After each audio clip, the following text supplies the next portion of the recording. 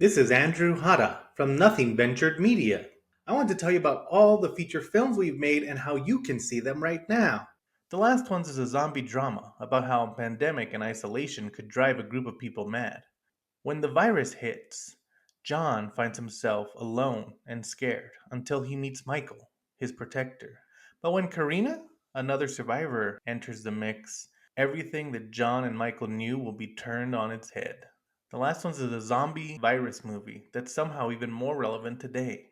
Plus, it has zombies. Check it out. Borderland is a mexploitation film about living in El Paso. When Sarah finds herself in debt to the cartels, she has until sunrise to find some missing monies with the help of her executioner. Borderland is a true midnight movie and a lot of fun. The documentary Humble Spirits tells the story of the Hahn family, including champion Jennifer Hahn from El Paso, Texas. The entire Hahn family has grown up in the combat sports and has helped shape who they are both in and out of the ring. Humble Spirits, A Family of Fighters, is the perfect documentary for boxing fans of all ages. Finally, The Empty Space, winner of multiple awards, including the Sacramento Horror Film Festival's Best of the Fest, is a cosmic horror about Amy Andrews, who's dealing with anxiety and depression after a violent attack that killed her husband. As she tries to find herself, she starts to lose her grasp on reality. Or could it be something much more sinister? The Empty Space is full of twists and turns, with Grace DeWilder of Rue Morgue magazine calling it a powerful film full of excellent performances by practically every cast member. All of Andrew Hada's movies are available to rent or buy on streaming services such as Tubi, Amazon, and many other places. And if that's not enough for you, Hada Films is home to all of our short films. So take a look around and see what you like. Spend your day with Hada Films and Nothing Ventured Media. Now, let's start the bomb squad. Hey, what's up, guys? The following episode, it's kind of an old episode. We're on a little bit of vacation for the holidays. So, if you didn't know, we used to do a little bit more in depth episodes for the YouTube. We would use video clips, we'd use audio, just kind of giving more context. But they kept getting taken down by YouTube for because of copyright strike, even though it's not, even though it's fair use. And so it would be a lot of fighting back and forth, and it got to the point where it wasn't worth it for us to edit them because, we started testing to see how you guys would like the live podcast, and it seems like you guys did, so we decided to kind of go with that route so we didn't have to constantly be fighting with YouTube, especially with production and all that stuff getting on our end. So yeah, but we still like these episodes, so we're going to bring you an old episode that we did. This is one of our first episodes, actually. And then we'll go along. But check it out. Hope you like it. And then yeah, hopefully this gets us back to normal.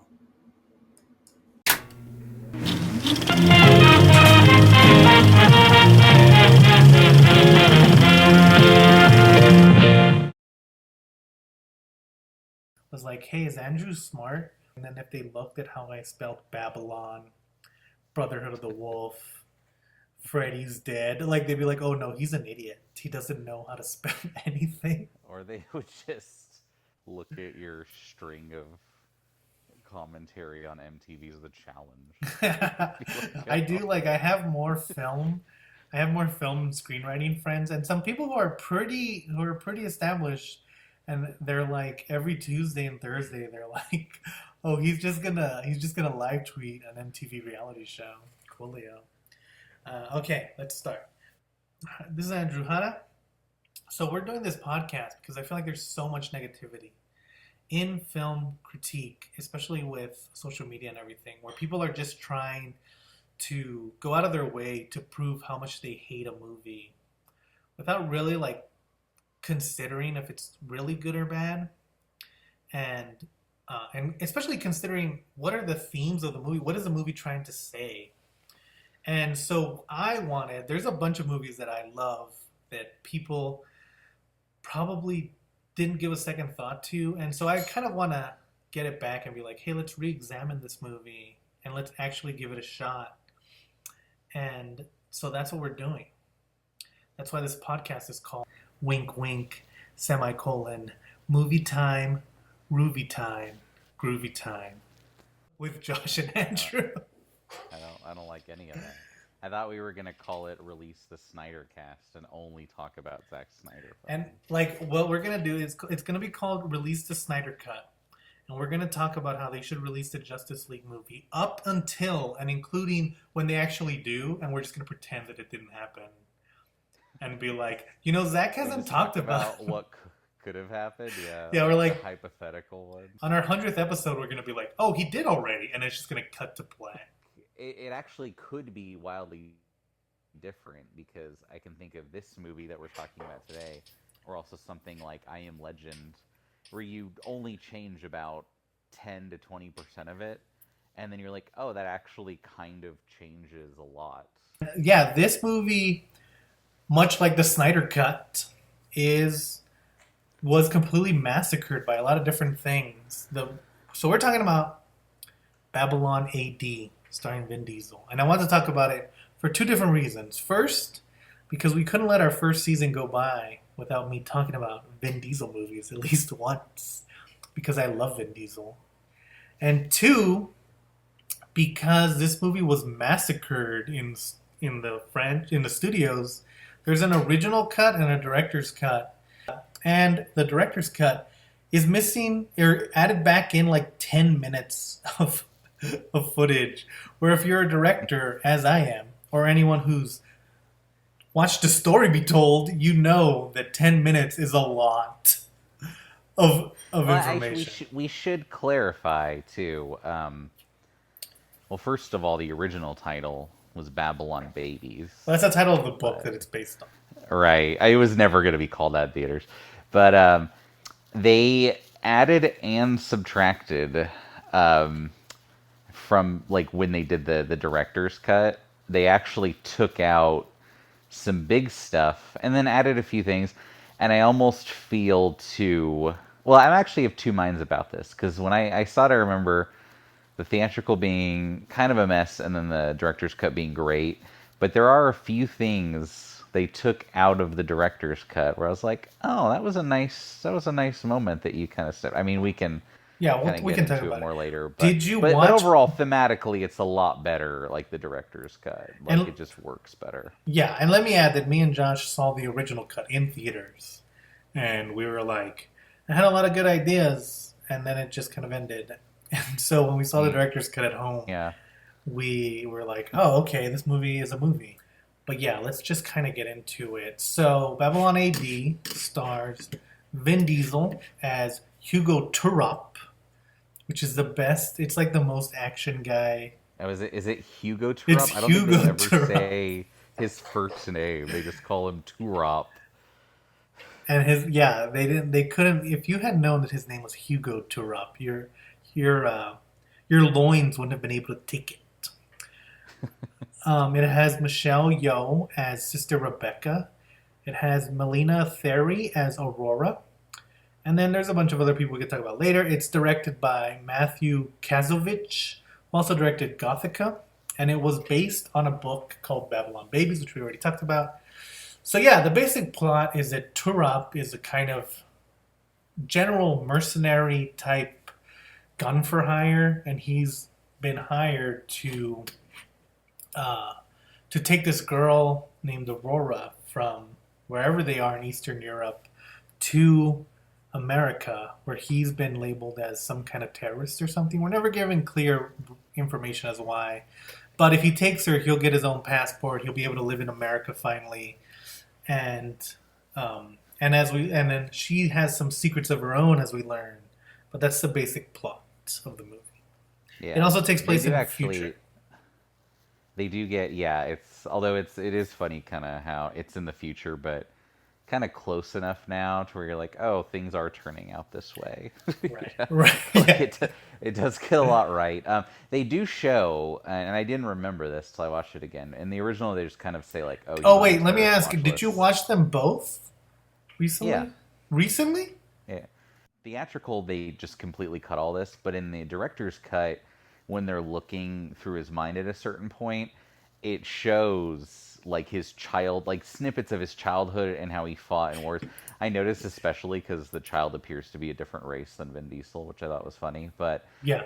then it's like, oh, you're going through all of his wars, and it basically just shows him as like fighting in every like shitty conflict. It's just Yeah. kind of like, oh, he probably got labeled a terrorist on the wrong side of one of these. So it tracks, and it implies it anyway. Like you can kind of guess by the state of the world that it doesn't really matter, but it was kind of cool to see it.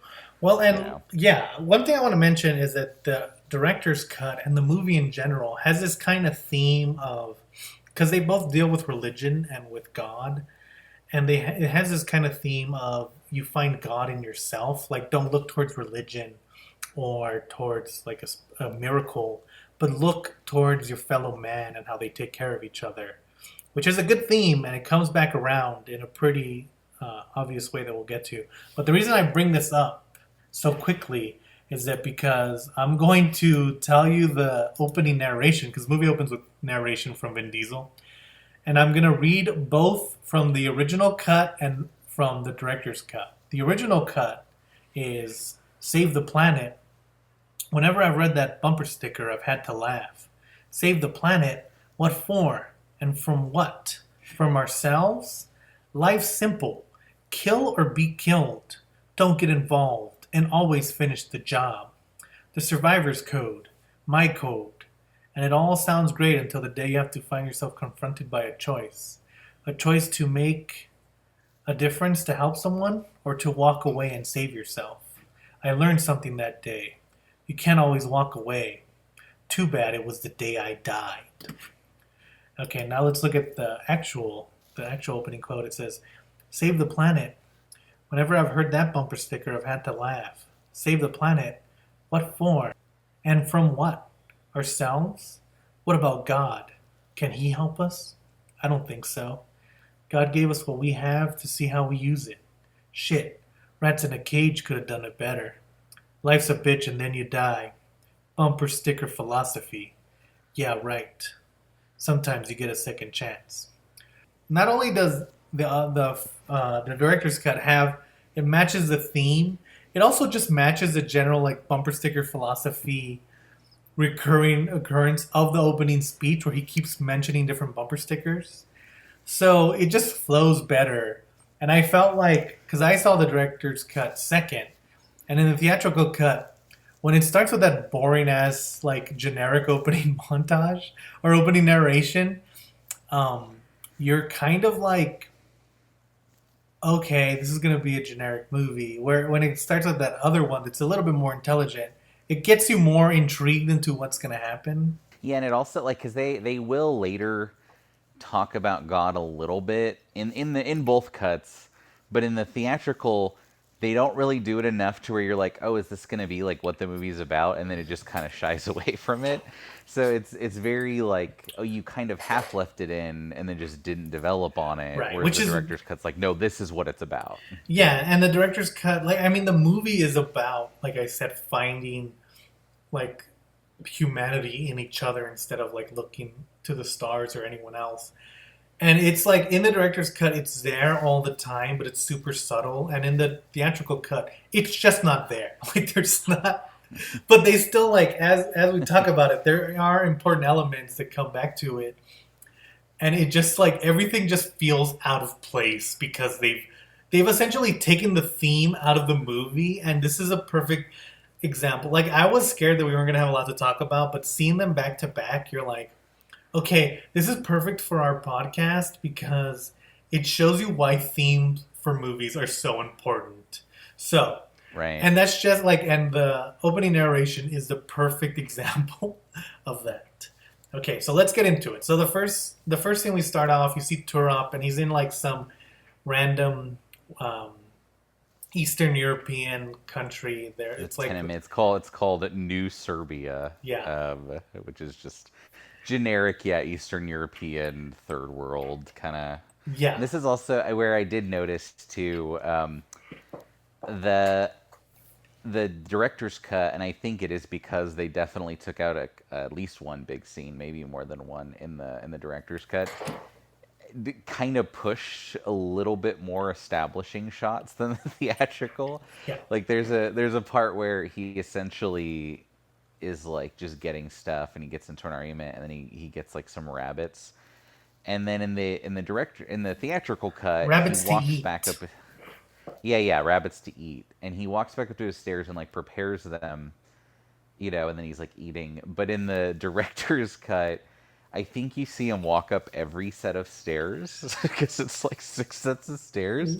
And then it Yeah. also shows a little bit more of him like preparing the rabbits. And it's just like, oh, this feels a little padded. And I think it's because if you said director's cut and it was actually shorter than the theatrical, people would be like And so I think that's in there to give you a sense of the world. Like, because like he said, there's a fight at the beginning. And Turok essentially, like, there's a guy who sold him a bad gun. So Turok, like, shoots him to show that the gun doesn't work. And then, yeah, it's a like, good scene. you definitely could have, like, cut some parts out. But I definitely I like more meandering movies, unlike Josh. And I like that you were Do able. you like more meandering movies than me? I've made like three of them according to every IMDb review. So yeah, I think again, like it just shows the difference of taking your time, where cutting to the like only things that happen kind of doesn't work. Um, so then after this, and again, this is I think Josh kind of mentioned this, but some mercenaries like blow up the door of Turab's apartment and like surround him with guns, and he meets like this guy that he knew already, and he tells him, "Hey, the last time I saw you, I said if you ever pointed a gun at me, I would shoot him. I would shoot you." And so he takes his gun away and he holds it to his neck. And then Turop says, "The only thing in this world that matters is your word and your balls. And you don't have either. Luckily, I have both." Which, in it, I mean, that's a good line because it's from Scarface. Like, they just stole a line from Scarface and used it in their movie. And I felt like, oh, maybe he's gonna like mention that it's a not. It's not. They just like they're watching Scarface and they're like, "Hey, let's just steal this line," which is fine if it wasn't one of the most famous lines of all It's such a time. strange too. They also because he kind of does the thing where he's like it's to show, and I thought this was like a clever way to show that he's still like a little bit apart. Where he's like, "Carl, is that you? I thought you were in Sudan killing babies." To be like, oh, like he's like a scumbag mercenary, but he's still better than like the worst of them. Right. But then he kind of says the baby killer thing like five more times, and you're like, you could have just left it at that one line, And you know? also going back to that other scene where he pulls the gun on the guy that doesn't work, he tells him, "Hey, you sold me a gun that doesn't work," and that guy's surrounded by guards, and all the guards are there, and Turok pulls the trigger, and it's like almost the exact same scene as the Carl scene, except in one he actually does kill the guy, kills Carl, but like we didn't need those two scenes back to back. Yeah. And it's like, yeah, we've established that Turok like doesn't care. Like he's so much of a tough guy that he'll walk into a crowd and like pull a gun on whoever he wants to. So you're just establishing the same thing twice, and we don't really Yeah, need it's like, both oh, scenes. he's a man of his word, and he's not as bad as others, and then you're Yeah, just kind of and again, emphasizing it's in both cuts. it. Right, Like, yeah, and why put this it in part both? plays out pretty much the same. But then I do like, because essentially they're like, oh, we're bringing you for a job, and he gets in this like APC limo, and I actually really Yeah, like that because I I was love like, that oh man, that limo. is a thing that's gonna exist in the next 5 years in like the United States. Will just be like these tank limos, And what one of the things that I really liked about it was that they did a great job of showing, because from Turop's apartment to the streets outside, everything looks like a dystopian. And then you get into this limo, and everything inside the limo is nice, but it has like these windows showing the outside, and the outsides are still super shitty. And even like the inside, it's kind of like there's like this fake like when you're trying to look nice, but you're in a shithole. Like you look at the cartels. Yeah, there's like a cheap aesthetic to it. Right, Yeah, and it's like feels like very true to expensive but tacky. Yeah. right. Like the guy has no taste, but he has a lot of money. And I thought that that was like a beautiful touch. I mean, the whole like world building is good Yeah, in the there, movie. it's really good like set dressing and just kind of like little like design like that like is solid in both cuts of the movie. So Yeah. it's good. Okay, so yeah, this guy who's played by what's his name, Gerardo No, Depardieu from Green Card. was that a prosthetic nose he's wearing too? He has a big nose, so I don't know if that one. Like he naturally has a big nose, but it looks like they added more to his big nose. Um, Yeah, it's like yeah, it's but and also encapsulated like him a being he's cartoon. like in a Nike tracksuit and like again, just the subtle touches are great. Yeah, and like it, they do a good job establishing the world. Like right after Turap accepts the job, they cut to Turap in a car, and he's like lighting a cigarette. Um, and then like you find out that the car is like connected to a magnet on a helicopter. As the helicopter's like flying him to his next destination. Which again, they could have just shown Turap driving wherever, but instead they added like this nice little touch. It says like, "Hey, you're in the future, and this world has no rules." But in a more realistic way than like Mad Max. Like Mad Max is amazing, of course, but I feel like it does kind of feel like how America is right now, where it's like there's a sense of government, but not really. You're on your own, and that's what this movie feels like. Sure, and they do. And I thought it was because in the next scene they cut to him like where he's essentially been taken to Mongolia, and I was like, well, that's probably pretty far from where he was. But then he drives kind of back there anyway, so Right. I don't know. It's very vague because he goes from wherever he is, just some kind of unnamed Russian like state, to Mongolia, and then he's in Kazakhstan in the next scene once once he picks up his passengers. Yeah, So there's really I don't know. no I, like I don't know how the geography really works, but it does seem a little bit off. maybe So, we're just dumb Americans and we don't know that all these places are next to yeah, each maybe other. all these things are really close. I don't know. I don't actually know where Kazakhstan is. So Yeah. So he goes to pick up his package, and it's like a girl who has a bodyguard played by Michelle Yeoh, and um, she's like playing off as innocent. Also, she is the worst actress in this movie. But I feel like she well, her was, it's not her like her character's very like, hey, I'm a yeah. nun who respects rules. No, not Don't Michelle curse in front Yeoh. of I'm me. talking about the Oh, the little model. I girl. mean, Yeah, Michelle Yeoh's a she great has actress. she has like 8 lines. I know, but What are you she's gonna such a do? major part. They give her So nothing to work on. So Turap and her have an exchange where it's kind of shown that that girl is super innocent and Turap is not. Like they do a good job of establishing the characters because Turap is like this tough, hard-boiled guy. The girl is innocent, and then Michelle Yeoh's kind of in the middle where she's just very she's protective. like stern. Yeah, she's just kind of protector. It is very like, Aurora, did you just hire her for the fight scenes? I don't know. It seems out of place. yeah, Michelle Yeoh being in there, like she doesn't do enough, and I feel Yeah, like they really don't give her enough is the problem. yeah, and they kind of it's like they separated Michelle Yeoh and Aurora's character into two different characters. Where if it was just one person, I think it would have meshed better because neither of them get enough screen time or backstory, and it's just like Yeah. why is this character here? Which is not something you should be asking. Yeah, and they even do well, and because like later on, in the movie, they even do this thing where he, yeah, well, I mean, we can get there later, but like essentially, he picks up the two of them. He's like, "I'll protect you, but you're just a package to me, right?" And then he's like, he drives them to where he's gonna like meet his friends.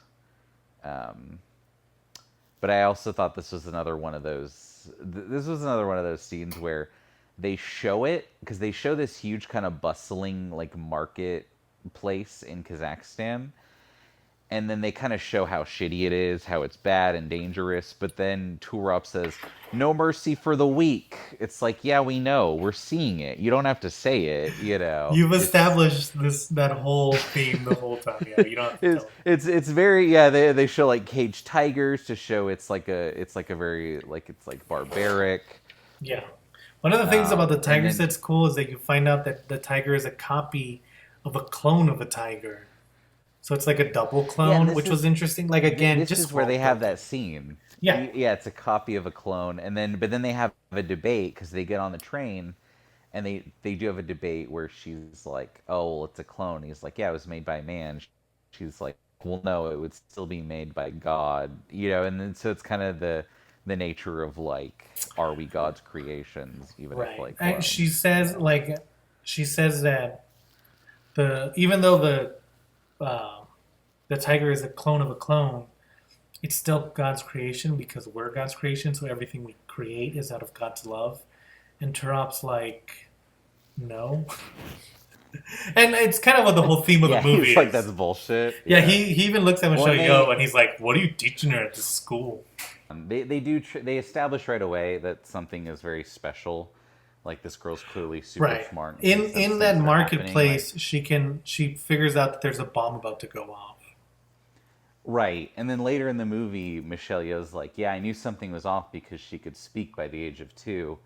And Vin Diesel's like, that's not so strange. She's like 19 languages, and that's definitely a shorthand for like, this person's super smart. They can speak a lot of languages. You don't actually see it in the theatrical cut, but in the director's cut, he's trying to like barter some seats with these like Asian goat herders, and then she speaks to them in their language and like kind of like does it in a like culturally relevant way to actually get them to pay attention to her. And you're like, oh, it's kind of crazy that this thing that I thought was a throwaway line in the theatrical cut is actually part of her characterization in the director's cut. You Yeah, know? they actually used it, which is good. Yeah, Yeah, it's like and that they literally showed instead of just telling you, which is, yeah. right. Well, in the yeah, so they go from the train depot, and again, like all the look of the film is great from the train to the marketplace. Yeah. Just looks good, and then they go to like a underground MMA fight because this was made in the 2000s, and every 2000 movie MMA was needed like a everyone cage. decided that was going to be the big thing was Well, MMA forever. yeah, MMA like underground was a huge thing in the early 2000s. Turop's like trying to figure out, and he gets in a fight with some people. And again, being a I should 2000 say. movie, those Well, that's people what are I was all gonna powerful. say. The reason I think they got Michelle Yeoh is like, hey, we need unarmed fighting, so she definitely knows martial arts. So let's just put her in this to be in these, even though they're not even. I don't know. Like, It's also most of the like, fight scenes in this movie are unnecessary. yeah, So- and also, I think she only fights like once or twice. yeah, she does that, and then the rest are just essentially gun battles. Well, that's not even. I mean, this fight scene does make sense because, okay, they go essentially. Turab goes to meet a contact, and speaking of mid 2000s, he meets Mark Strong with the worst mid 2000s frat boy, like blonde hair where only the top part is dyed. Yeah, he has frosted tips. This movie is super 2000, 2008 was It's very strange. It's almost like Mark Strong's character was alive in the year 2000 and just kept that hairstyle like into the year 2040 or whatever it's supposed to take place. Also, I feel like Mark Strong acts his character out like as if he's an actor who's embarrassed to be in this movie. Because I don't know, I love Mark Strong and other things, but in this one he's so instantly forgettable, and he just doesn't look like he wants to be there. I mean, he didn't want to be there in Shazam even, so I think he's just resigned to being like, yeah, I'm going to be the bad guy in most movies. He What didn't- do you want from me? He didn't bring the class and the talent that he brought to the Green Lantern. I didn't even remember he was in that. He's Sinestro, isn't he? I thought he was. But yeah, so and then there's like they go to the underground fighting thing, and they do incorporate Vin Diesel because he gets caught up in the fight, and he has to beat up the Yeah, well, MMA no, they fighter. go. These guys come and they're like, "Hey, Turok, we want to take the girl. You know, let's get." I'm calling him Turok like he's the dinosaur hunter. I just realized. Yeah, But no, they're like, "We'll give you $1 million if you Right. if you just give her to us." And it's actually funny because you find out later that would have worked out a lot better for everyone involved because they actually did turn out to be on his side. But he says no. He throws the money. They're kind of getting away, but then he gets the girl actually runs into the cage, and the fighter he wants to some protect kind her. of Right. he's some kind of simpleton though. Like he doesn't speak. But he's an idiot wanting to savant. protect her. And Vin Diesel fights it. Yeah, it's almost like he's got the mind of a child. Yeah. Again, I just realized that also in the Master Blaster, that's also a cage fight. Man, this movie. Right. Just talking this movie out, I'm starting to think it shouldn't be on this list. It's still got some good stuff. But no, Vin Diesel fights him, and then he's gonna choke him to death. And she's like, "Stop! He was trying to protect me." Yeah, but I mean, Um, what was his like? What did she want him to do? Because eventually they had to leave that little area. It's like well, I I think they, understand the they just point of showed that that she scene, cares about everyone. Yeah. but yeah, it just came off. I mean, and that is kind of her character that she doesn't realize the harshness of the Right. world. Well, and I But think because later you find out during another scene of just mass slaughter that she can actually literally feel everyone dying around her when it happens. right, So it's like causing her to like essentially have PTSD. yeah, Um, so she's like yeah, super like hypersensitive to that. But yeah, no. But then there is a good scene where um, she actually does agree. She's like, I do want to meet my father, and then Vin Diesel shoots one, but just like non-lethally, and then he just says, "Next one dies," and then they just give her back. But it's a good scene where he goes, "Next one dies." Vin yeah. Diesel's got some good moments in this. I mean, Vin Diesel is a good actor. Like he can clearly only play a certain type, but he does that type well, and he throws his whole heart Yeah, into it's it. like you could tell he actually cares. Yeah, Like he thinks these movies are cool. It's almost like the Mila Jovovich is the same way where she's in a lot of movies I don't like, but you can tell she's like enthusiastic about being in them, and you right. do appreciate that, you know. Yeah, and like that's what I love about Vin Diesel. I think Vin Diesel, he'll still like every Thursday is called the Riddick or no Furious Fridays is every Friday on his Instagram where he talks about how much he wants to be Riddick again, even though like three like out of the movies, two of them are bombs. And like of course the Fast and the Furious, like every year Riddick. I mean, I call them Riddick. That's how much he loves these films. Vin Diesel will be like, oh, this Fast and the Furious is the one that's gonna win us the Best Picture Oscar. And it's like he Right, he thinks, really thinks that. yeah, Yeah. it's not like a Ryan Reynolds. Let me be ironic about this. It's literally, oh no, I think we're gonna win Best Picture. So that's one of the things that I love about Vin Diesel is that he's trying, and like even though Turop is kind of a generic Vin Diesel character, he does try his hardest to make him a little bit different. And I mean, he doesn't really succeed because Turop is just written to be a Vin Diesel character, but still. Yeah. Sure. So then they go off with Mark Strong. I don't really remember what happens. It honestly kind of cuts from them getting the girl back to them just walking across the ice, and I do Okay, this yeah. is the same in It both does cuts. seem jarring that it just cuts to. That's what I thought it was too. But I was like, there has to be a reason they go to the ice, but there's not. They just go to it. It's actually funny because this is like this movie does a lot of good world building, and this submarine idea is actually like it's a cool idea, and you know probably also very accurate to what'll eventually happen. But as they're walking across the ice, Mark Strong just says, "This global warming's bad for business. Ice gets thinner every year." It's like Well, and I think like shut up, Mark Strong. it's important to understand that the point is that there's all these people who have paid for a ride on a submarine, and they're Sure, going yeah, and only they don't have enough room for everyone, right. and then essentially they say first come first serve, and then they start gunning down anyone else still trying to get on. Yeah, but and Which so the like idea of literally gunning down refugees is kind of where it's like, ooh, this is gonna happen like soon right. in real life. And apparently it's going to be Canadians gunning down America. So we're trying to get out of our German-fested country. But yeah, so again, I think that the idea that global warming is still like being largely ignored, and how Mark Strong like he only cares about it for his own means is a pretty good idea. So yeah, so Yeah.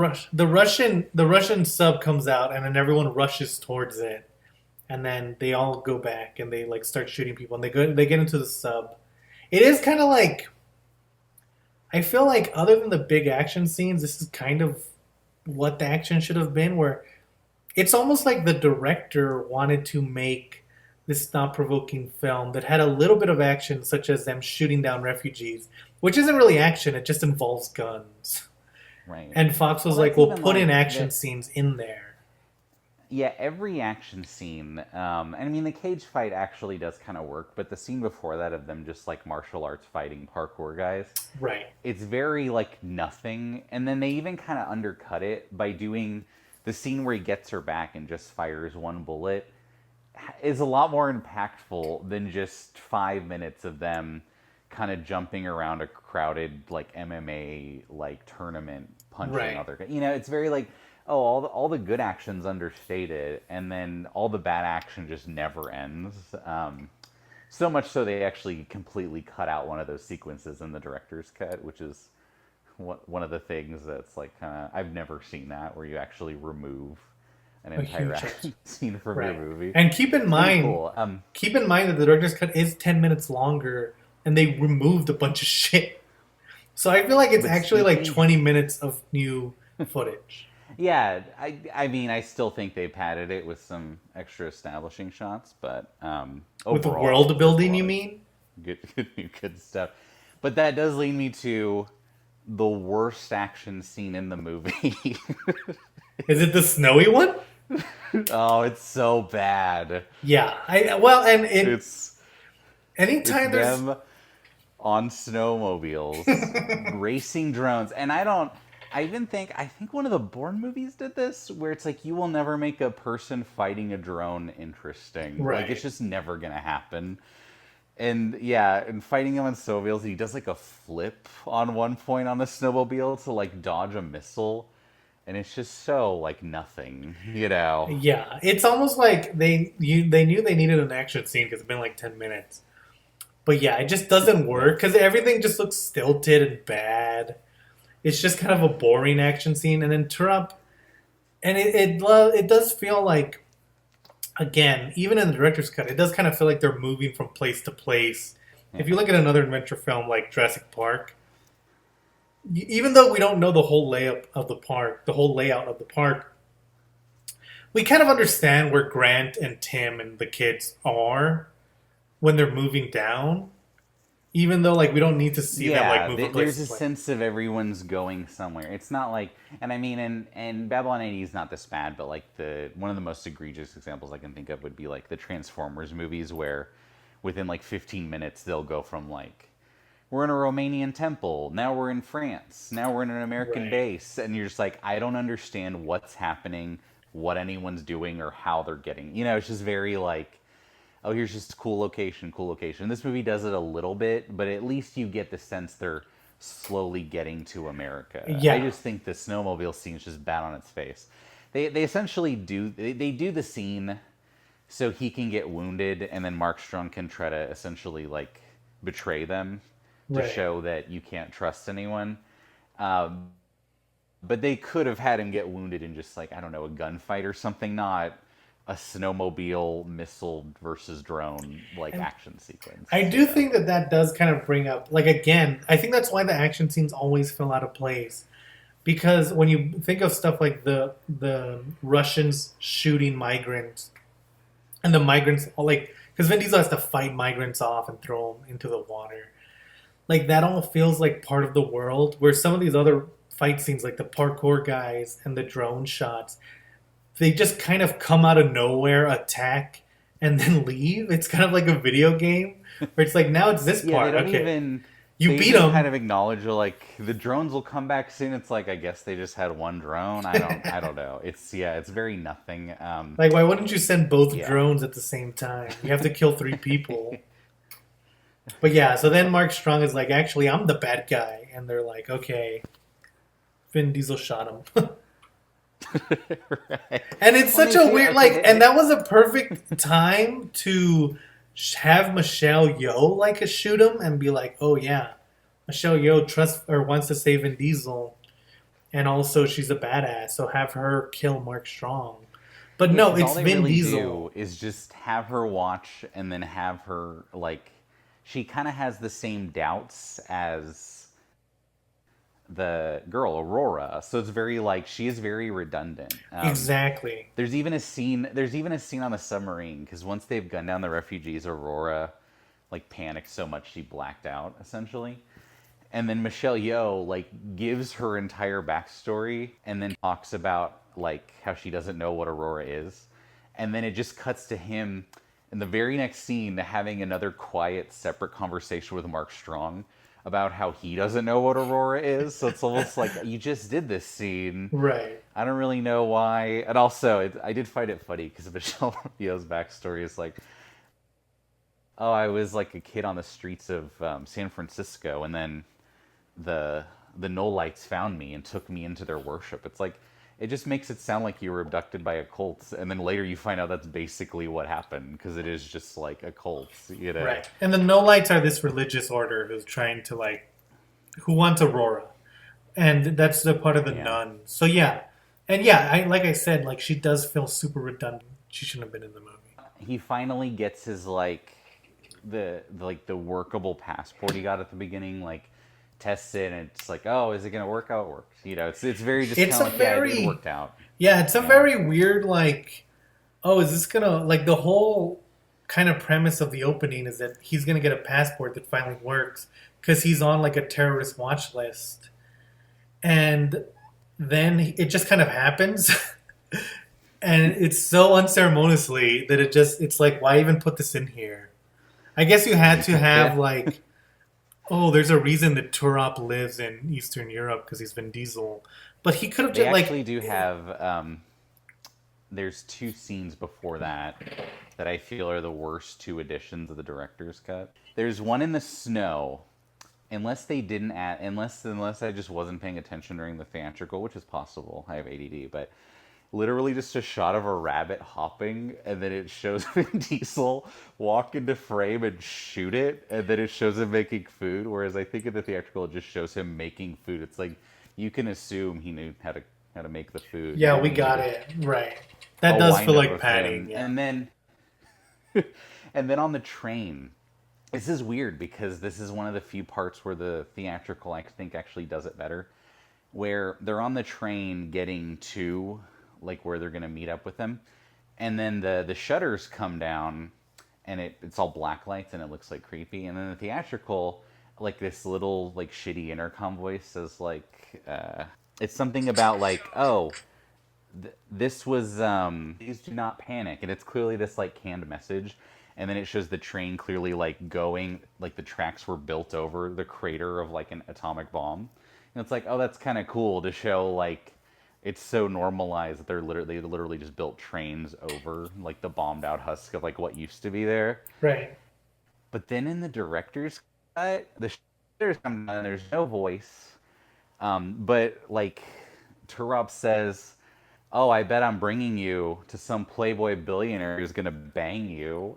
And the scene just ends. And you're like, that line is nothing. It's just such a weird Yeah. like, oh, you're attractive. I bet someone wants to fuck you over there. It's like, Yeah, it almost, like, I mean, and that is a good, like, you would think that, like, oh, who's going to buy her? But the fact that it doesn't go right. anywhere, it's not really The brought idea up. that And also by this point, yeah, they've kind of it's already, such a weird line. yeah, they've already known each other that it just kind of doesn't feel like it needed to be Yeah, it in almost there. like that would almost feel like a line that he would say when he first met her. But the Right. fact that yeah, they've already like been through a bombing together, and then there's also Or when he's talking I to don't know, just the Gorski. idea. It's like, oh, this girl's very attractive. I bet someone paid literally hundreds of millions to get her here. It's like that's not a thing. Anyway. Yeah. I'm glad you So, defeated, those are the two. I'm glad you stopped the whole podcast to talk about two scenes no one gives a fuck about. That was great. Well, the director felt the need to put them back in. We so will. I have to Oh my call god, them it's out. gonna feel so good when we talk about this later. I might actually leave this little conversation in there just for that. Yeah. So then they get to America, and I think, like, America looks again. It looks Here's great. one weird change is that because it's just New York City, and in the theatrical cut they say population 22 million just to show how like overpopulated America is now. Director's cut they do 32 million. They add 10 million on top of it. And you know what? When I was watching For the seemingly original, no reason, but when I was watching the original cut, I was like, wait, 22 million? What is this? A fantasy? And when I saw the director's cut, it said 32 million. I was like, okay, this is grounded in reality. Yeah, It was- this is a Also, strange cut. this is where we see the no lives, and they're like, hey, we got to go get Turop. Also, we hired Gorski to get her. We may or may not be evil, but the fact that we all look like we're vampires, we're pretty evil. Well, And yeah, and then the doctor comes in, a and doctor then Aurora's like, comes. "You're a bad man," like to his Right, because face. like the whole movie, He's she's like, been able to use her psychic powers sometimes. Never when it's been like when it's been helpful. yeah.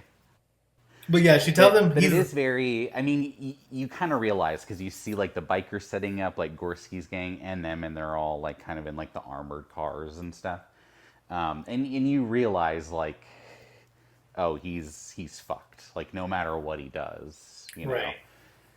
Because and that is one Yeah, of those and that's moments another where they thing. Oh, go ahead.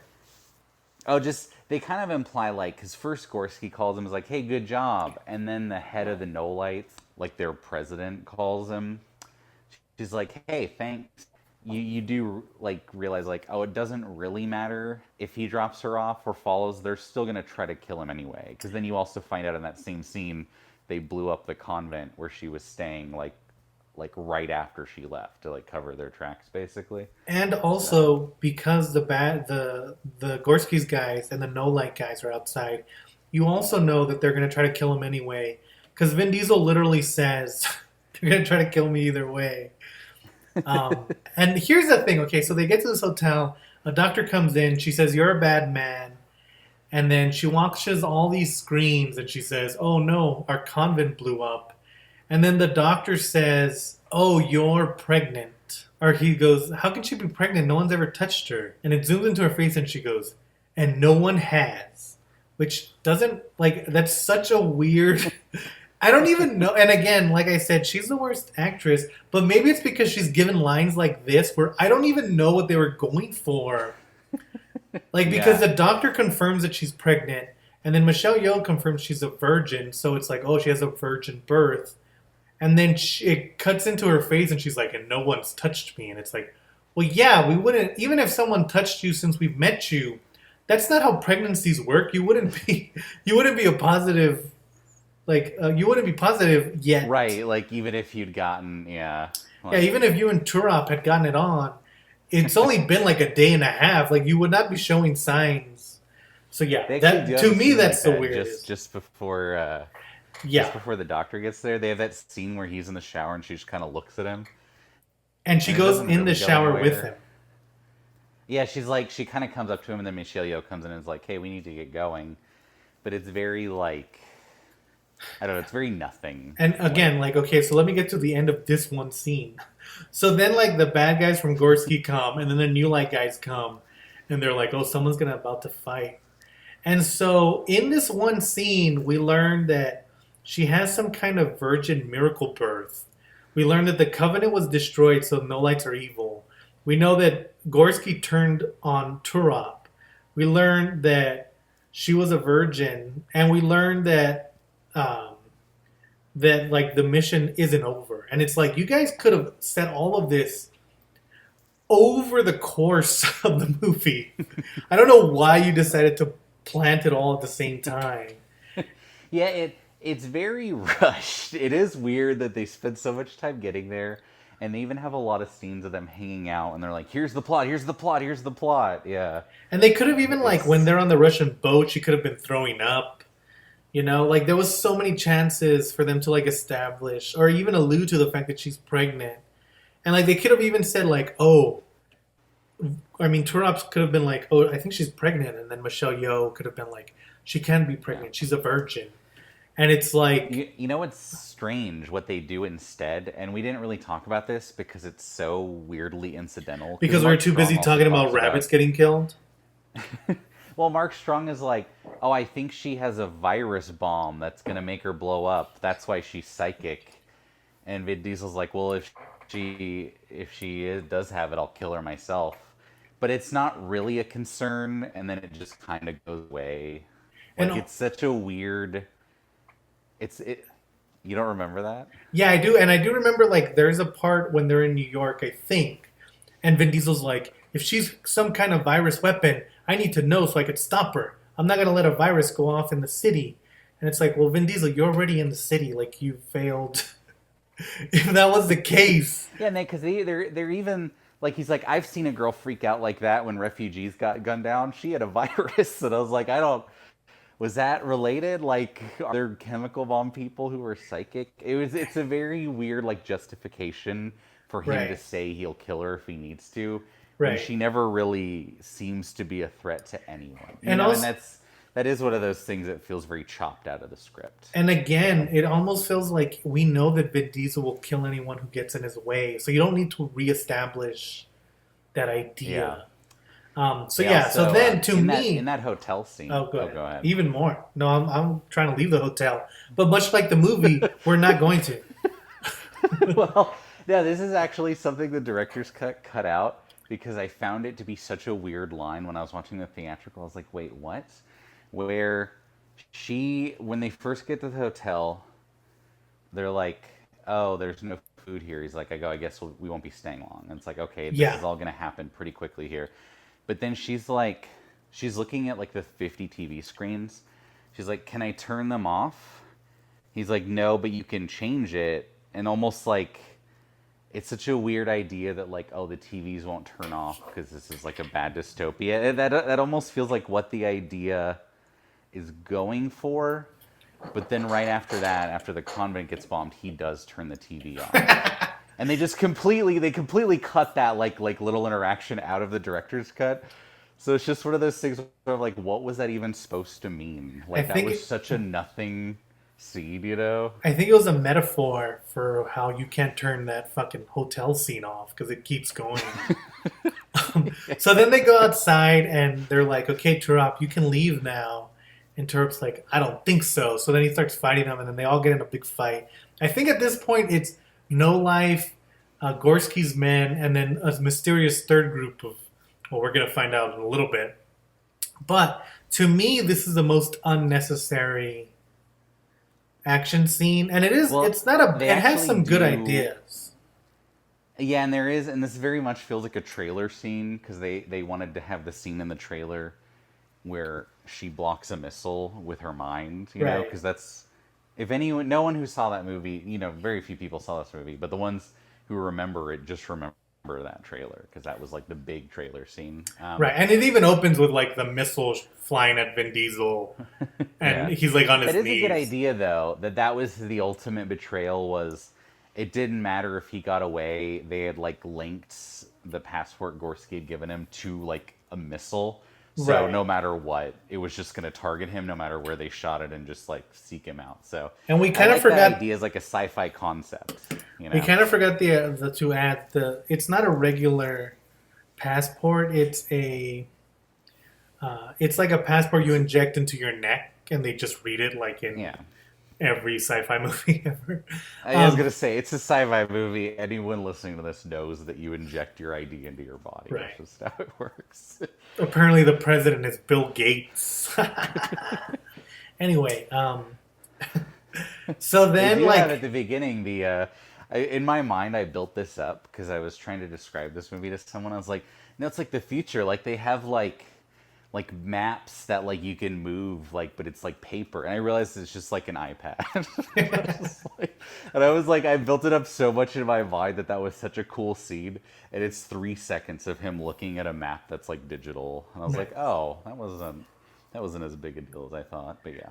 that was Anyway. Josh's map talk, which he also had in Freddy's Dead, where he talked about the map in Freddy's Dead for like 10 That fucking was a minutes. weird. It was digital for no Well, reason. we'll see you next week on Map Talk when we talk about Master and Commander.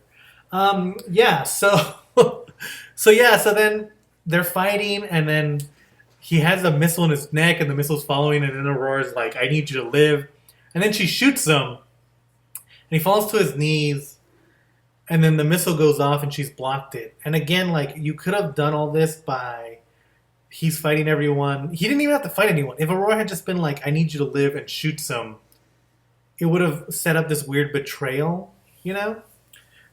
But it just kind Yeah. of like it just feels like it's tacked on again. Because it almost feels like this movie was Blade Runner, and they try to turn it into like Starship Troopers, where it has a lot of action scenes in it, and they don't mesh because they always like feel too. Also, they kill Michelle Yeoh in that scene, and I watched that movie twice over the course of 2 days. And I don't really remember how she dies, other than that she just suddenly gets shot. Yeah, that's it. She gets shot and she's like, you need to protect her now, Right. Turop. Which he was already And he's doing, like, like, all again, right. they had established. So, yeah. So, okay, so then he gets shot, and then he wakes up, and he's with the parkour boys. He's with the trailer parkour boys, Josh. And, The, oh, good. and I'm it's, glad you said that. and it's like a scientist, and he has like a neck brace. It's never really explained. He's in a wheelchair. Um, and he's Well, like, they just say, like, later she's like, it's like, oh, Gorski tried to kill him, so he faked his own death. right. But That's all you know. here's the thing. So they like she shoots him, and this doctor guy brings him back to life. And he's like, "Hey, Tara, I actually created her to be a fake miracle for the No Lights, and that's why she has a virgin birth. But and so she also shot Yeah, you so that we could pretend you were dead, and then yeah, like her plan was to fake kill you long enough for the secret message she gave you to like stay hidden in until like they could like pull it out of his brain. in your Yeah. brain, yeah. And it's like, wait, did she know that if she shot him, he wasn't gonna die? And Well, he also, does die. oh, She he just does die, yeah. knows. Yeah, because when they bring him back to life, they're like, "We did the best we could," but he has like a fake leg, and his arm like doesn't really work without computers. So Yeah, it's it's like like a robot his arm. body's still partially dead. Yeah, I mean It's like it's such a weird. convoluted, but Yeah, it's yeah. like, hey, this is the end of the movie, but we've just decided to add this technology where we can not only bring you back to life, but then we can read your brain. Also, I created Aurora, and she's gonna hold a miracle virgin birth. That's why I created her. I've just been doing a lot. I'm a very busy scientist, despite the fact that That's I have a broken so neck. this is such like to have that be the plot. I mean, part of me thinks the only reason they literally have him die is because they wanted to have that monologue in the theatrical where he's like, "It was the day I Yeah. died," I and also then later think she's like, "We're all gonna die in New York." Um, I also so think that it's they kind of had like it so alludes to that they that. could have a weird Jesus allegory, but they didn't, and then they decided not to have one because at in the beginning, the very first part of the movie, they're zooming in to the missile being shot, and like one, they start from outside of the planet and they go in, and once they get to New York, Turok is in the middle of cross streets, so it looks like a cross. And so you can see the Jesus imagery, but it never really goes anywhere after that. Like it's just kind of like, oh yeah, well let's put him on a cross because he dies later. But also, why did he die? Doesn't matter. Let's just keep going. Um, Also, it's like, "Oh, you brought me back. Did you bring back Michelle Yeoh? Who?" even the movie forgot that Michelle It's like Yeoh could that. live.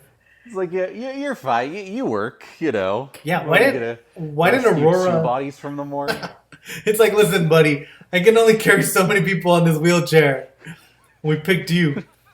Like, and wouldn't you think that she would tell the secret message to Michelle Yeoh? How did they know that she told the secret message to Vin Diesel at all? Yeah, I actually don't know. They just, for some reason, she says I can't let you die, and I guess they somehow knew that because they were there, and Okay, then so they knew that they needed it. I don't know. I'll I mean, I'll buy it.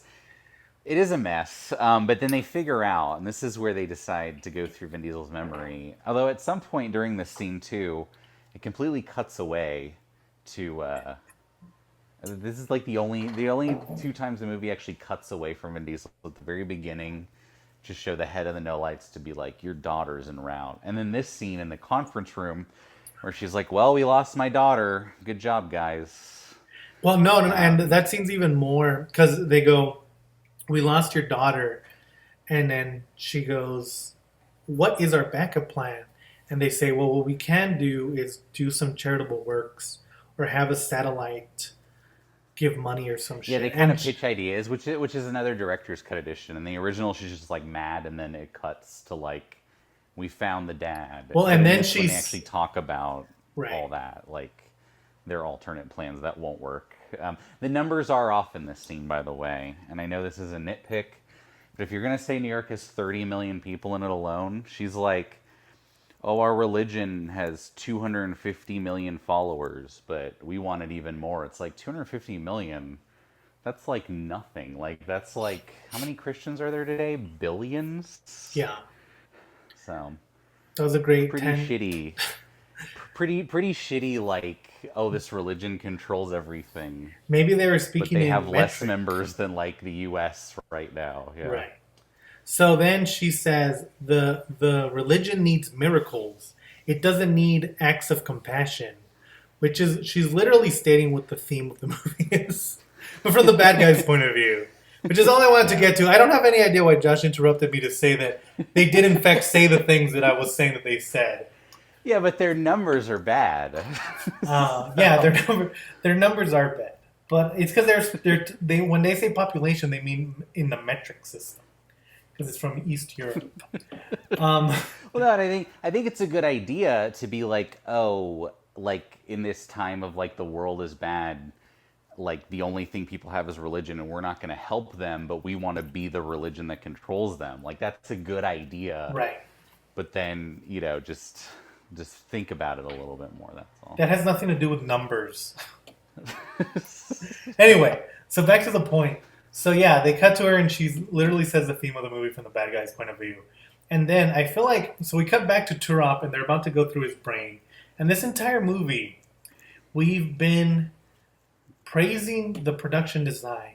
So I feel like we have to point out that the like cerebral mind control thing that they put on Vin Diesel's face is the stupidest looking fucking thing that I've ever seen in a He future. looks like alternate versions of the Kano eye from Mortal Yeah, Kombat. it looks like a Party looks City fine. Kano eye, where it doesn't really fit on your face because it's supposed to fit any little kid, and it's just kind of sticking out.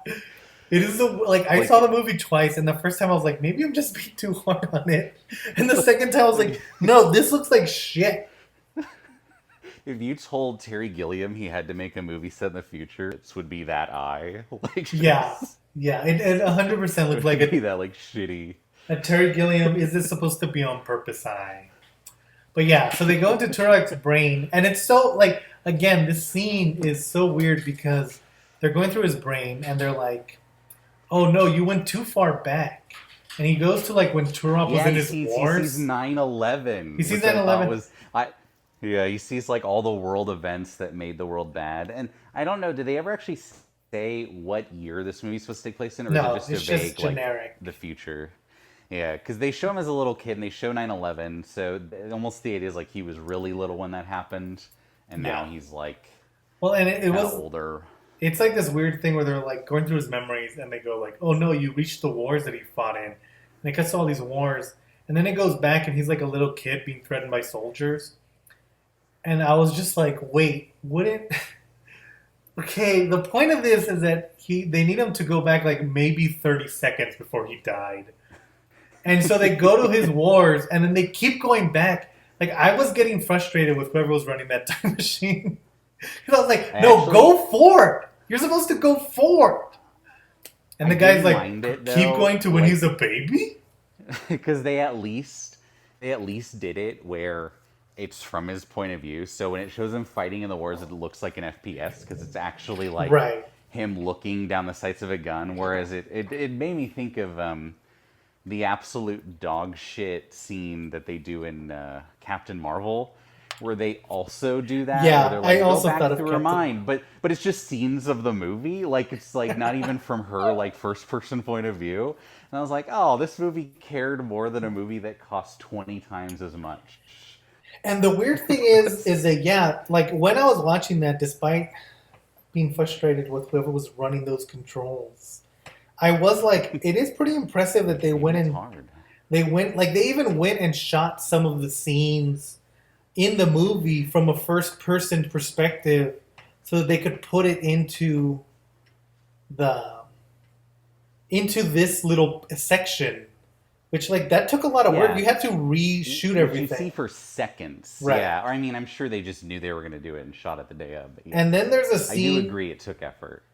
They find out that she wants him to go to his house, so he goes to his house, and then like, Yes, this was another because he does bring it up. He's like, "Oh, my parents owned a cabin in upstate New York," and this is one of those weird Vin Diesel lines where he's like, "They owned a farm." He's like, huh, "A farm, more like a cabin with a lot of land." That's just such a weird like. I mean, that's still good, Vin Diesel. I don't and know all, why you're attacking. it's like also Vin Diesel. You just described the farm. That's what a farm is. It's like that sounds really good that you have a place to go. I don't know where you're like, well, it's not even that well run of a farm. It's like, all right. It's like, wow, Vin Diesel, you really hate your parents, bro. The lady who's in charge of the No Light, she goes to see the dad, and then she shoots him, and that's the end of the No Lights. Like you never see them again because they have literally lost Vin Diesel and Aurora. But in the theatrical cut, then the No Lights come out and they fight him, and Vin Diesel shoots him, which like it is kind of, like I almost think that it's a little bit brave in the director's cut for the No Lights are the main villains, and the whole point of the movie is to get away. So there isn't this big climax of oh, and then he has to go fight the No Lights and he has to kill the head master. It's like no, the climax of the movie is literally them getting away. Yeah, no, and I agree. It's very like in the theatrical, it's like, well, I guess they're just gonna keep having these fights Yeah, that's why forever it because doesn't make they know sense. where Vin Diesel is. Right.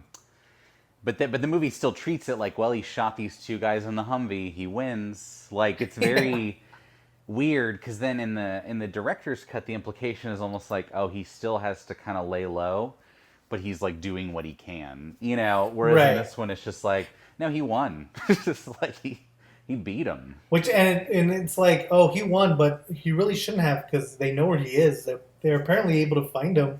They also do that in another movie we're going to eventually talk on, They do it Mr. and Mrs. Smith. Yeah, we're gonna talk about Mr. It does Where feel like Mr. and Mrs. Smith, and I'm glad you brought it because up. remember at the end of that Yeah. movie, they shoot like 10 guys, and then it just ends, and it's like, well, they didn't even get the guy who was sending all these. Like, they didn't get the boss. They didn't resolve them being on the run. It's just them back in therapy. That's I don't know. Yeah, there's that We're not going to scene. actually talk about the movie. It's bad, but There's a you know. scene in Mr. and Mrs. Smith in all the trailers where they're like back to back and they have their guns out. And if you watch the trailers, you're like, oh, this part's going to be cool. But that's literally one of the last shots of the movie. It cuts from them shooting everyone back to back, and then it just cuts to them in therapy. And they're just like, oh, we're in love again. And then the movie cuts, and it's like, no, no, no. You had a bad guy that you had to You stop. even see the bad guy, yeah, like kind of coordinating all this from, and it's not even like now we have to go get him. They didn't even do a quick scene of them like Right. they got the jump on him and solved it. It's just oh they fought these guys and then the movie was over. And at least in this one, it makes a little more sense because it's like, oh, well, she doesn't know that Turop is alive. So she thinks that she just lost Aurora and she's never going to be able to find her, especially because Aurora's about to die, as we're about to learn. So it makes sense that they would just fail at their mission to find Aurora. Where in the theatrical cut, if they fight Vin Diesel and they know that he's alive, then that kind of ruins everything. And Right, it shows they can still easily find him. and you shows that they know because he's alive, so that even if Aurora dies, they know that he's protecting the babies.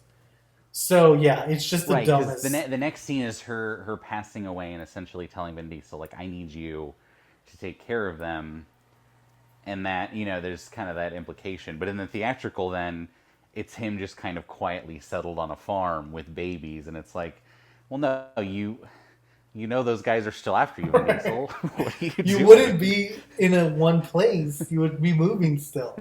And yeah, so then she's like, "Oh, I'm gonna die because her body was never meant to live for that long. It was just meant to hold these babies." Yeah, And, like it was supposed to just be a vessel for her birth.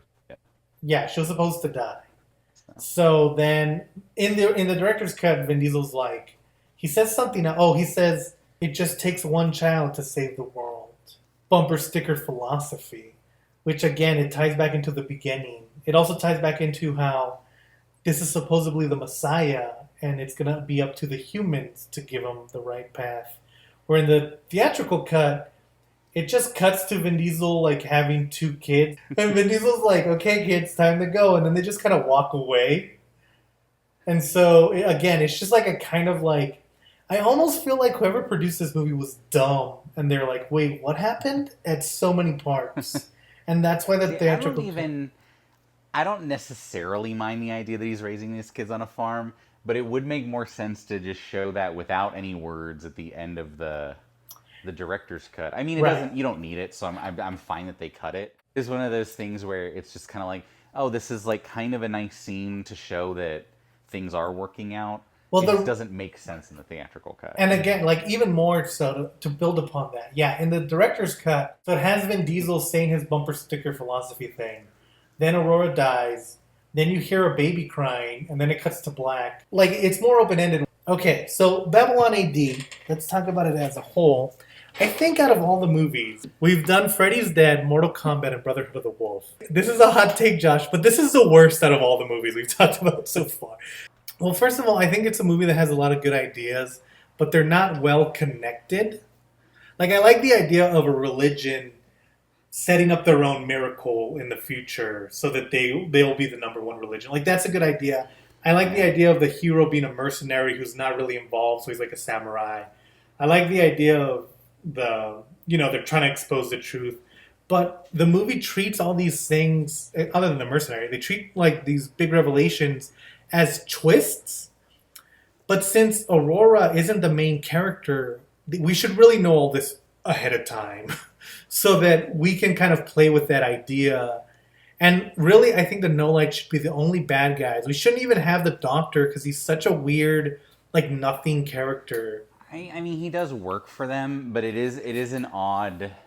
Like they give him a presence Exactly. Like, yeah, they that can have the doesn't really follow Doctor, through. but he's Yeah. such a major character in the last like 20 minutes, and then he's unceremoniously killed. He's unceremoniously introduced. He doesn't really do anything other than hook Vin Diesel up to the Nerf memory blaster. And Yeah. so yeah, it's just like It's a little bit, and it kind of has the problem where you get a lot of exposition, and then it cuts to him giving the rest of the exposition, and it's a very like yeah, it's awkward. yeah, the movie feels very awkward. I mean, I love a lot about it. I like the world, of course. I like Vin Diesel. I think that they should have either made Aurora and Sister Rebecca into one character or added more to both of their characters. But again, they just don't work. There's so much of this movie. Like, once they leave the. Once they get to the Russian sub, I feel like the movie kind of just trails on, and it never feels like. It never kind of catches that magic of the first 30 minutes. Um, so let's get and like Josh, what do you think? I mean, give me your final thoughts before we get into more No, I fun mean I stuff. agree. I almost feel like yeah, like Michelle Yeoh is both underused because I think she's a good actor. Yeah, I think so too. I mean, she's great, And I think especially in like when she's with Jackie Chan or any of her Asian movies.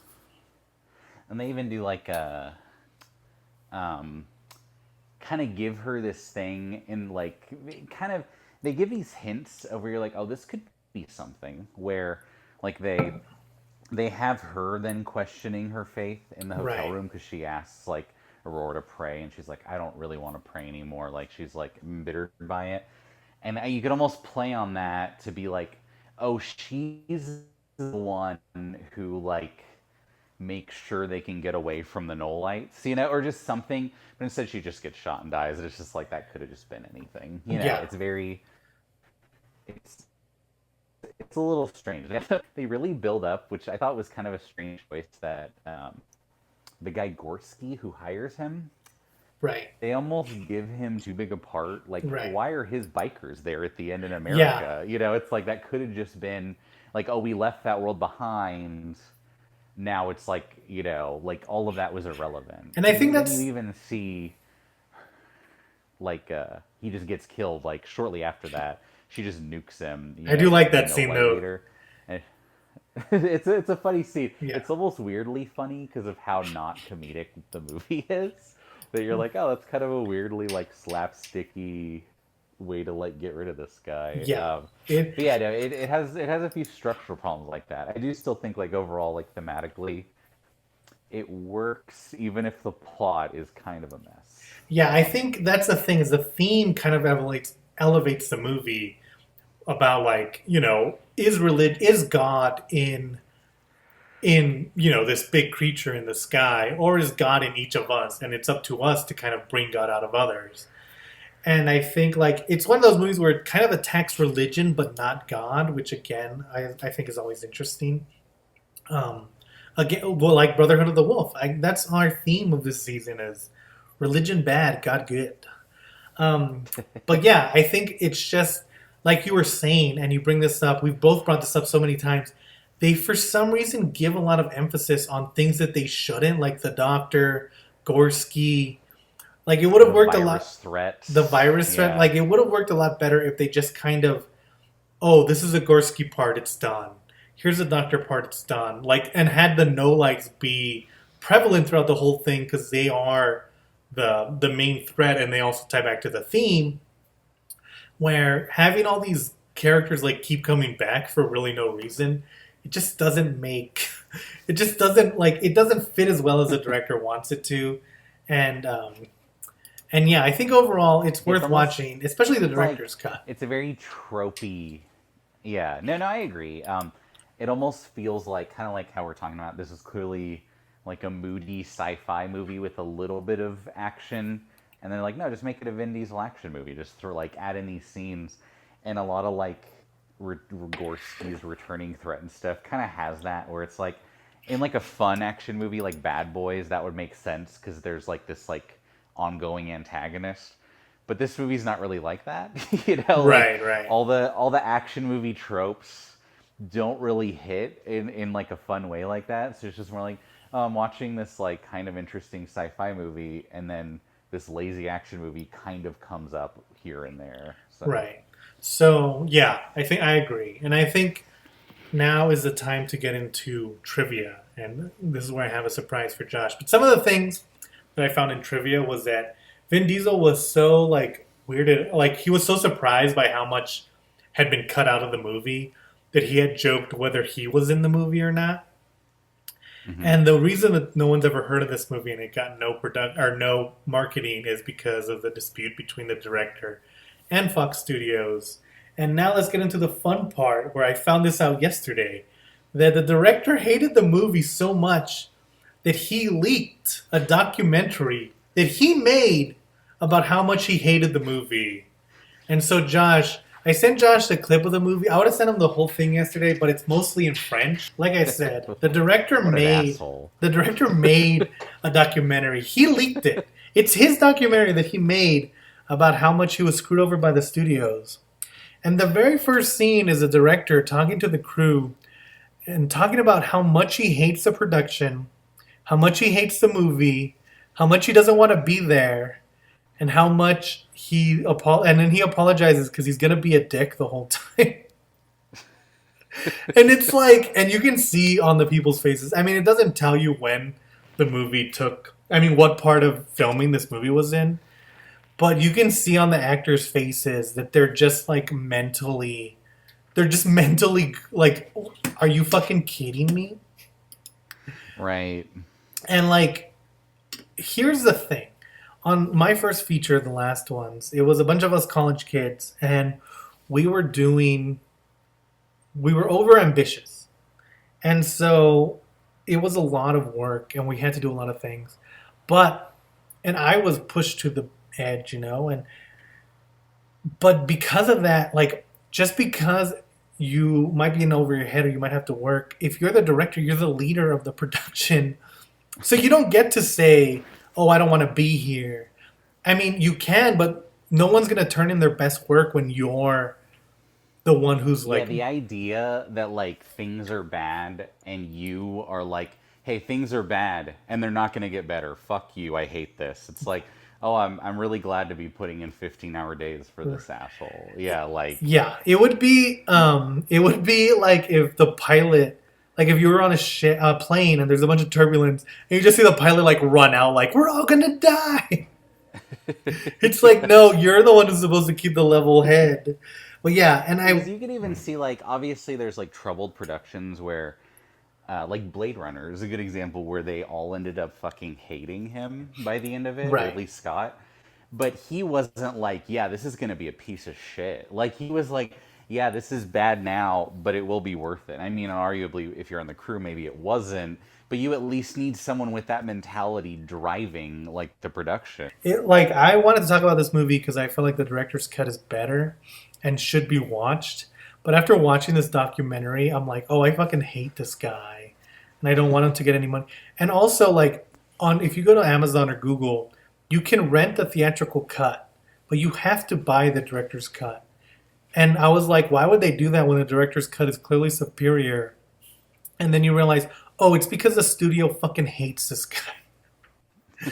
So Yeah. like, when you watch the movie, a lot of it's in French, so I couldn't watch a lot of it. But I watched the whole thing, and I only understood parts of it because most of it's in French. But like, there's like at the very beginning, they have that scene that we talked about that was redundant, where he pulls the gun on the guy and he's like, "You sold me a bad gun." He shoots the gun and it doesn't work. And then later, and it's to establish that he's a tough guy, but then later we establish it anyway.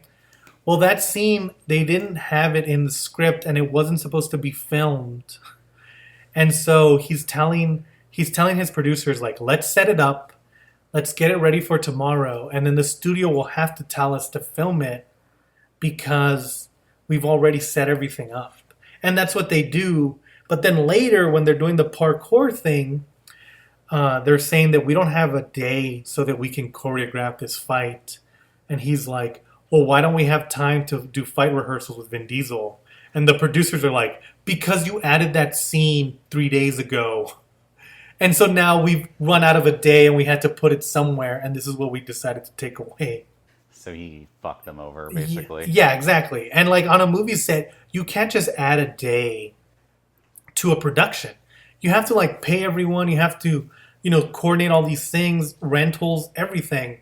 So the fact that he thought that you could just add a day and then nobody would notice is insane. In the parkour part, he's talking to the fight choreographer, and the fight choreographer is like, "Oh, we're gonna try all these new scenes because again, they didn't do fight rehearsals, so the fight choreographer is just gonna do it on the day." And he's like, Damn. in America, they don't let us do things like this. And the director is like laughing. He's like, huh, well, we're not in America, thank God. And then in the scene where Vin Diesel's fighting the MMA guy, they added something where he has to pick Vin Diesel up. And the MMA guy ends up bursting his kneecap. God. And then they shut the whole thing down. And it's like, this is why they don't let you do these things in America. Like, it just shows how bad the production is, even if you don't understand French. It shows a lot of the director just yelling at people. Like, we talked about how much we love the set design. And the director, there's like a scene where he's like, you guys need to fucking do this right. This looks horrible. If I come back and this is bad, I'm going to fucking blow up. It looks fine. It looks good. And like, there's even a part where he calls Vin Diesel like an idiot. And there's even a part where Vin Diesel, like, he's on set. It's that scene that Josh hates where they're talking about Vin Diesel's life in the snow. And Vin Diesel's, like, standing there and he's like... I hate that scene, first of all. Well, Vin Diesel, he's like talking to everyone. And Vin Diesel's like, listen, guys, this scene was just added today. And I understand that we're trying to show who Turop is and his backstory and why we should relate to him. But we have to do this all in a day, and you guys keep changing it on me. And I don't know what we can do. And he's like, we're all in this together. And if we want to make a good movie, we have to be in it together. We have to work together to make the best thing we can do. And I'm okay with working more as long as I feel like everyone's working together. And then it cuts to the director, and he's like on his phone. Like not paying attention while Vin Diesel's like trying to rally the troops, Like Vin Diesel goes up to the director and says, we're going to have to shut down for at least 2 weeks because of how far behind we are and how much we still need. And so the director finally relents and they shut down for 2 weeks. And then during those 2 weeks, they didn't work on it at all. And you just see like Vin Diesel getting madder and madder. Really? Yeah. Like Vin Diesel's professional, but there's like a part where they have to climb up the Russian ropes and Vin Diesel like looks at the camera and he's like, I hope everyone knows what the fuck they're doing this time. Like I understand that it's your movie. He had been working on it for 5 years, but once he gets contracted to do it, even if it's not something he wants, you still have to steer the ship. Yeah, instead of like throwing tantrums about it, essentially. Mm-hmm. And it's like, even if the production was going great, if he comes in and he's like yelling, nobody wants to work on that set, you know? Yeah. Like, nobody wants to help you achieve your dream if you're acting like a dickhead the whole time. Has he done other stuff since? I don't know who it is. I don't, like, I looked him up. He hasn't done anything significant. And, like, I was looking him up, and people were like, oh, there's a very big difference between a good director and this guy. And essentially, it ruined his career. But I think this is one of those examples where it's like, no, it ruined your career because you're a dick. Now, I've never seen Gothica. I don't know, like, how good he is. Gothica kind of has the same problems. In general. Gothica has the same problems where it does feel like, oh, this movie has some good ideas, but it's just executed very poorly. And I kind of feel like a lot of his stuff is like, since Babylon AD, he's done one movie and now he's working on a TV show. But yeah, I feel like his stuff is where, if you're ever, like, it feels like he's talking to you and he thinks you understand what his theme is. So he's like skipping important information. And so you're like kind of following along, but you're also like, I don't know what the fuck this guy means. Because at least, both from Gothica and from this one, that's how it feels when you're watching it. And I think a lot of my feelings towards this movie have been hurt by watching the director yell at his staff.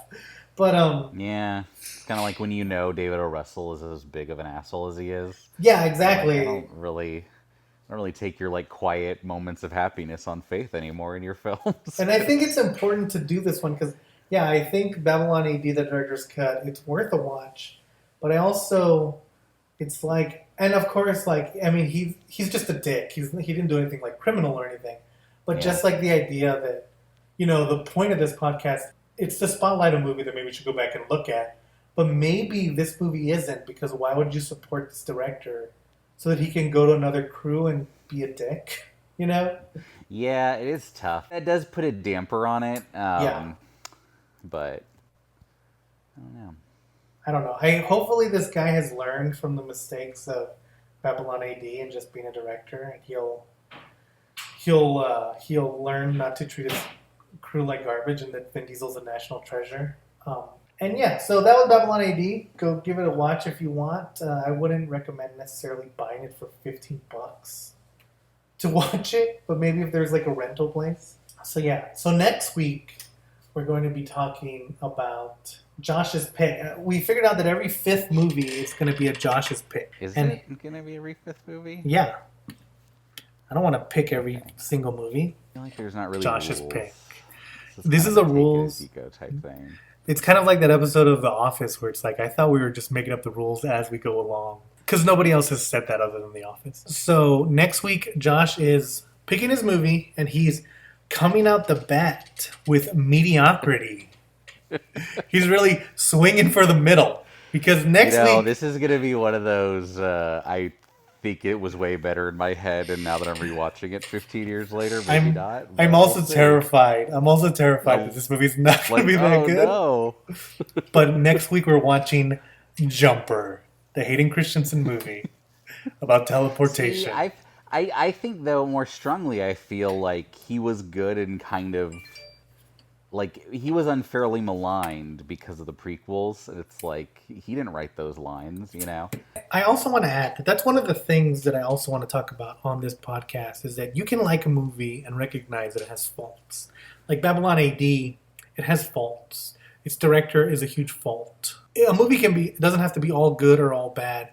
You can love a movie that has structural problems, or you can hate a movie that's technically perfect. So yeah, so next week,